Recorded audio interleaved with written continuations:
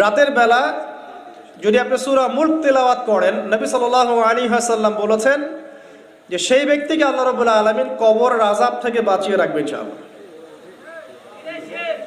আমরা কি কবরের আযাব থেকে বাঁচতে চাই না?